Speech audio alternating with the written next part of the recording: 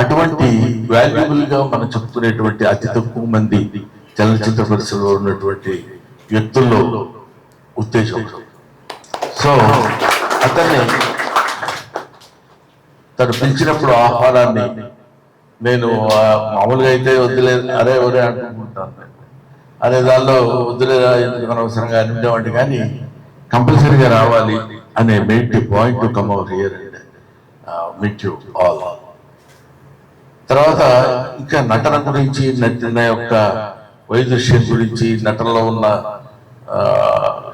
ఇవన్నీ నాకు తెలియదు ఎందుకంటారంటే తెలియకుండానే అది వచ్చేసి. సపోజ్ నాకు తాగుబోతు యాక్టింగ్ రాదు, యాక్టింగ్ వచ్చు, తాగడం రాదు. That is only the. అది మనం చెప్పుకోవాలంటే, మనం తెలుసుకోవాలనేటువంటి విషయం ఏంటంటే, మనకి లేని ఉన్నట్టు అది భ్రమింపజేయడమే కదా నటన.